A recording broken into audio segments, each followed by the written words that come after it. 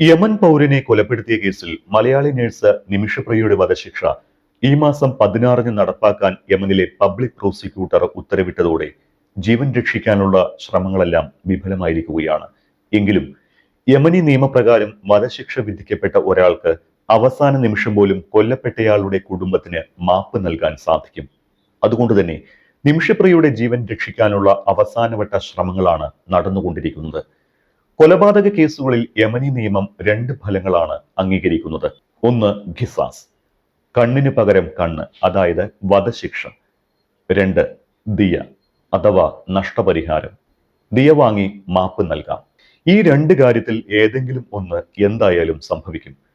നിമിഷപ്രിയയുടെ മോചന വിഷയത്തിൽ കേന്ദ്ര സർക്കാർ ഇതുവരെ പ്രതികരിച്ചിട്ടില്ല.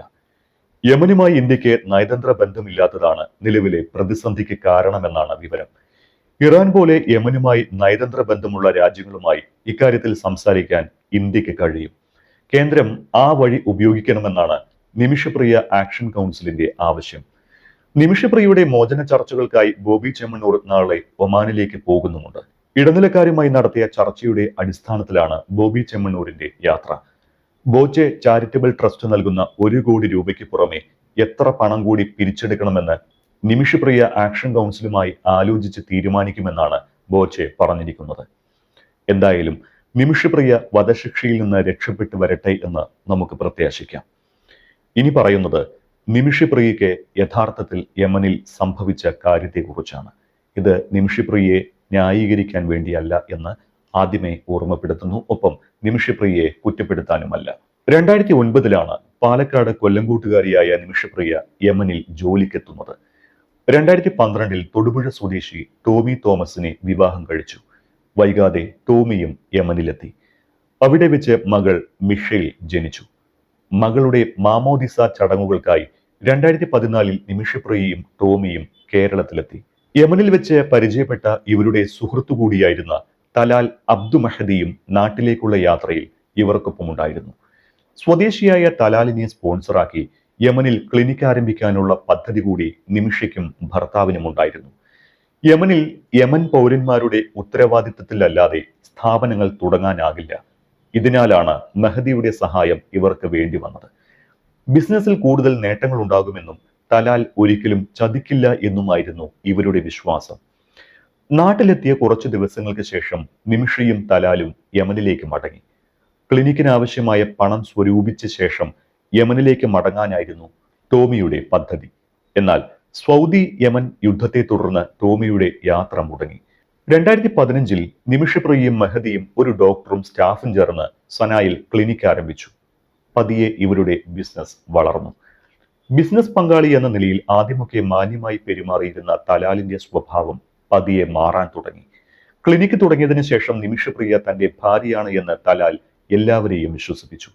വ്യാജ വിവാഹ സർട്ടിഫിക്കറ്റ് ഉണ്ടാക്കുകയും പിന്നീട് ഭീഷണിപ്പെടുത്തി മതാചാര പ്രകാരം വിവാഹം നടത്തുകയും ചെയ്തു എന്നാണ് പറയപ്പെടുന്നത്. എന്നാൽ ഇക്കാര്യത്തിൽ കൃത്യമായ സ്ഥിരീകരണം ഇല്ലതാനും.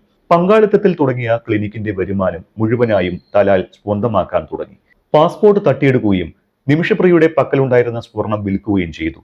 സഹിക്കാൻ വയ്യ എന്ന ഘട്ടത്തിൽ നിമിഷപ്രിയ അധികൃതർക്ക് പരാതി നൽകി.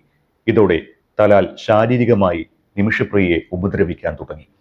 ഇതിനിടയിലാണ് നിമിഷപ്രിയ നേരത്തെ ജോലി ചെയ്തിരുന്ന ഹെൽത്ത് സെന്റർ ഉടമ തന്റെ ബിസിനസ് നഷ്ടമായതിന്റെ പേരിൽ പ്രശ്നമുണ്ടാക്കുന്നത്. നിമിഷപ്രിയ തന്റെ കുടുംബത്തോട് പറഞ്ഞതനുസരിച്ച് അവരുടെ മുൻ തൊഴിലുടമയ്ക്ക് 33%, തലാൽ മഹദിക്ക് 67% ഷെയറുകളുള്ള തരത്തിൽ ക്ലിനിക്കിന്റെ ഉടമസ്ഥാവകാശ കരാർ ഒപ്പിടാൻ നിർബന്ധിതയായി. എന്നാൽ തലാൽ മഹദി ക്ലിനിക്കിന്റെ വരുമാനം നിമിഷപ്രിയയുമായി പങ്കിടാൻ വിസമ്മതിച്ചതിനെ തുടർന്നാണ് ബിസിനസ്സിൽ വലിയ വിള്ളലുകൾ ഉണ്ടാകാൻ തുടങ്ങിയത്.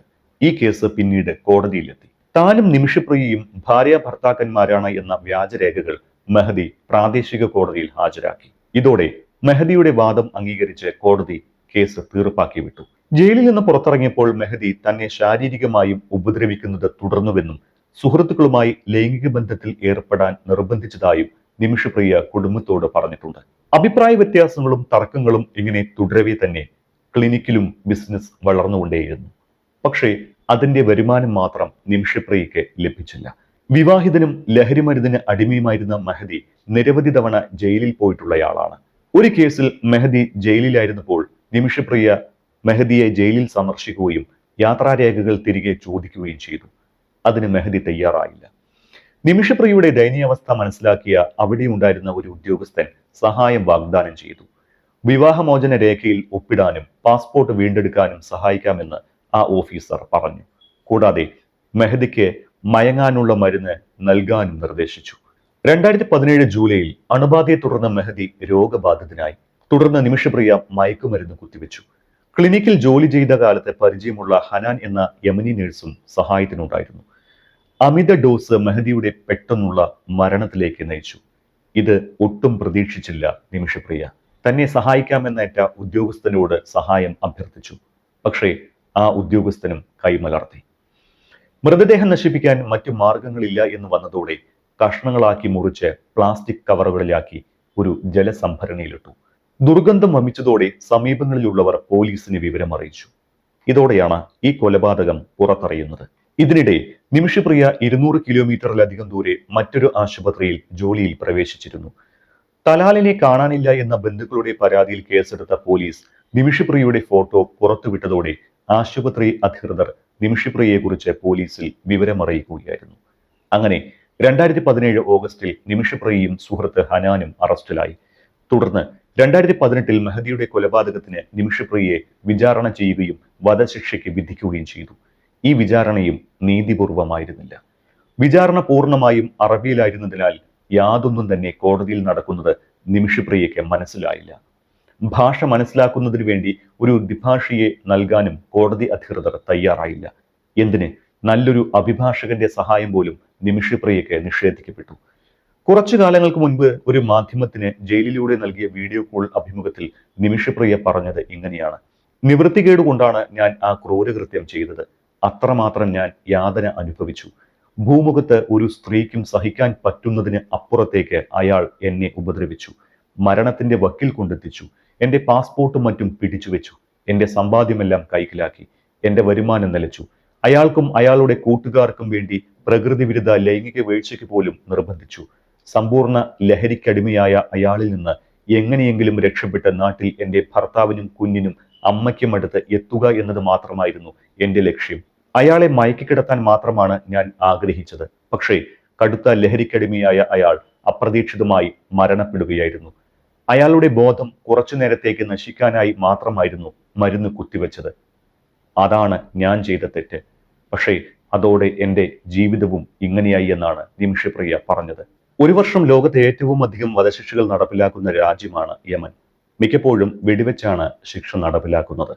കൊലപാതകം, ബലാത്സംഗം തുടങ്ങിയ കുറ്റങ്ങൾക്കാണ് യമനിൽ സാധാരണ വധശിക്ഷ നടപ്പാക്കുന്നത്. ഇതിനൊപ്പം കൊടും കുറ്റകൃത്യങ്ങളുടെ പട്ടികയിലുള്ള വ്യഭിചാരം, മതനിന്ദ, മയക്കുമരുന്ന് കടത്തൽ, കൊള്ള, മരണത്തിലേക്ക് നയിക്കുന്ന സ്വത്ത് നശിപ്പിക്കൽ, രാജ്യദ്രോഹം, കള്ളസാക്ഷി പറയുക എന്നിവയ്ക്കും വധശിക്ഷ നൽകാറുണ്ട്.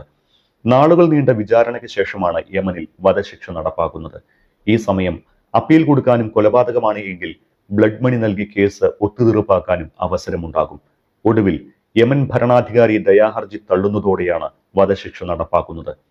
ഇതിനായി പ്രത്യേക സ്ഥലങ്ങൾ തന്നെയുണ്ട്. വധശിക്ഷ നടപ്പാക്കുന്ന സ്ഥലത്തേക്ക് കണ്ണുകൾ മൂടിക്കെട്ടി പ്രതിയെ എത്തിക്കും. പ്രതിയുടെ കൈവിലങ്ങുകൾ അഴിച്ചുമാറ്റിയ ശേഷം പുതപ്പോ കാർപ്പറ്റോ വിരിച്ചിട്ടുള്ള തറയിൽ മുഖം കീഴേക്കാക്കി കമഴ്ത്തി കിടത്തും. തുടർന്ന് ആരാച്ചാർ ശിക്ഷ നടപ്പാക്കും. ഓട്ടോമാറ്റിക് റൈഫിൾ കൊണ്ട് ഒന്നിലധികം തവണ പ്രതിയുടെ മുതുകിൽ ഹൃദയഭാഗത്തിന്റെ ഭാഗത്തേക്ക് വെടിവെക്കുകയാണ് ചെയ്യുന്നത്.